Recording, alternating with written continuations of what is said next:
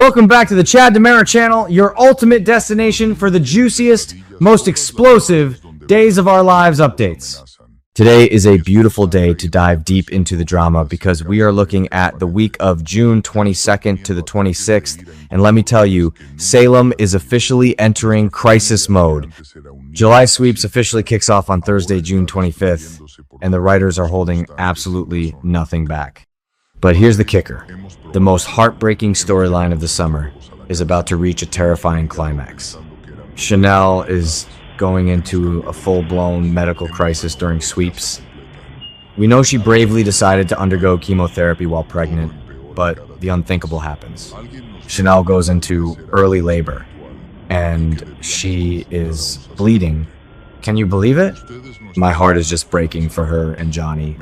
Johnny is in an absolute panic, and Chanel is completely terrified. Let's be real for a second, this poor couple has been through the ringer. If you look back at Johnny's history, he has always struggled to protect the women he loves, mirroring his father EJ's worst traits, but desperately trying to be better. This medical cliffhanger is going to test their marriage like never before. Are they going to lose this baby? I think this was a huge mistake for Chanel to delay treatment initially, but now that she's in the thick of it, the stakes are life and death. And you won't believe what happens next with the DiMera siblings. It looks like Kristen DiMera is finally getting exactly what she deserves. Spoilers reveal that Kristen is going to be kidnapped. That's crazy. And who is the mastermind behind this? Her own brother, EJ DiMera. EJ knows that Kristen recruited Sophia to try and kill his son Johnny in that horrific apartment fire, and EJ's not playing games anymore. He orchestrates her abduction, and rumors are swirling that we might never see Kristen again after this. Honestly, good riddance. I am passionately defending EJ on this one specific move.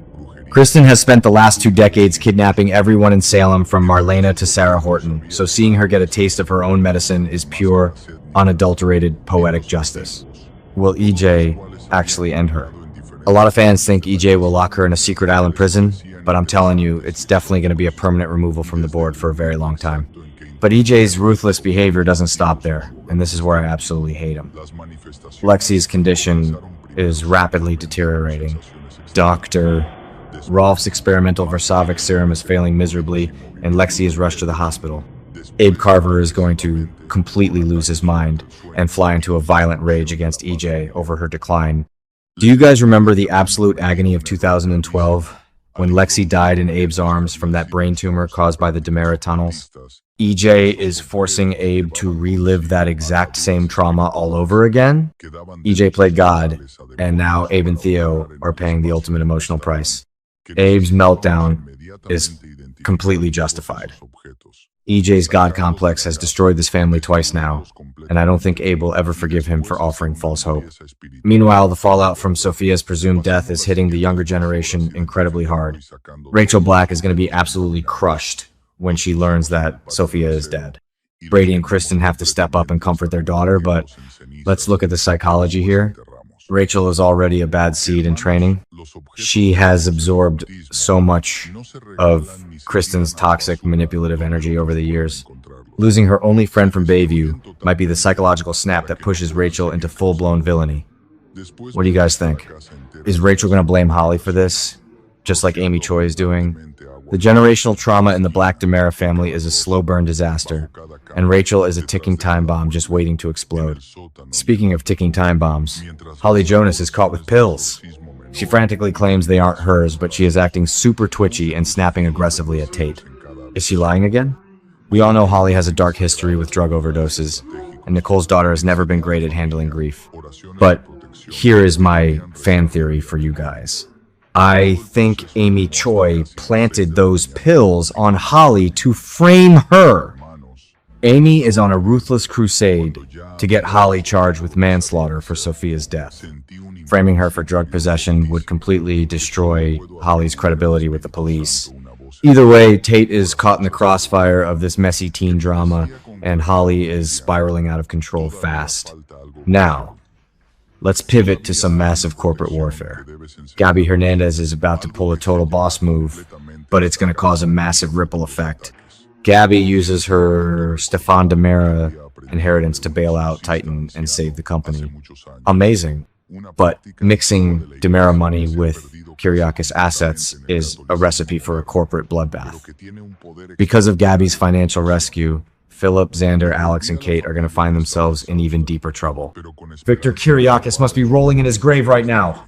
Kate has been desperately trying to unite Philip and Xander, but Gabby holding the purse strings means she now controls the Kyriakis men. I love seeing Gabby in power, but I think this was a huge mistake for Philip to accept because Gabby's going to use this leverage to make them all miserable. Amidst all this heavy, suffocating drama, we do get one tiny ray of sunshine. Eli Grant is going to surprise Lonnie with some much-needed romance during an afternoon away from the twins. Lonnie has been carrying the weight of the world on her shoulders, desperately trying to support Chanel, Paulina, and Abe through these horrifying medical crises. Eli stepping up to give his wife a moment of peace is exactly what legacy couples are supposed to do. It's a brief, beautiful moment before the storm swallows them whole again. And speaking of romance, Brady and Sarah are taking a massive leap. Brady is going to tell Sarah that he loves her, and she is going to say it right back, but Xander's still lurking in the shadows. Marlena is thrilled to learn that Xander finally dropped the bogus Titan lawsuit against Johnny, but she also points out a glaring truth. Xander is completely delusional about Sarah wanting to get back together with him. Let's be real, Xander is trapped in a toxic cycle. He thinks dropping a lawsuit makes him a hero, completely ignoring the years of psychological torture he put Sarah through. Sarah and Brady have a deep trauma bond, and Xander needs to accept that he lost her for good. And we absolutely cannot wrap this up without talking about my favorite guy, Chad DiMera, and this mind-blowing mystery here on the Chad DiMera channel. We live for this stuff. Theo is going to find a hidden key inside the Stefano DiMera chess set. This leads Chad to urgently warn Belle that someone is taking hints from Stefano and is still out there operating in the shadows. I am so pro-Chad right now. Chad is stepping up as the true protector of his family and the legacy. Remember, the pawn piece is missing. Longtime fans know that the pawn was John Black's original identity back in 1986 when Stefano brainwashed him. Is Stefano orchestrating a master plan from beyond the grave? Is someone else trying to resurrect the pawn protocol? Chad and Belle teaming up to solve this is giving me life. Chad is sharp, he's protective, and he is not going to let some ghost from the past destroy his newfound peace. This plot twist is everything, and I cannot wait to see how Chad takes down whoever is playing Stefano's twisted game.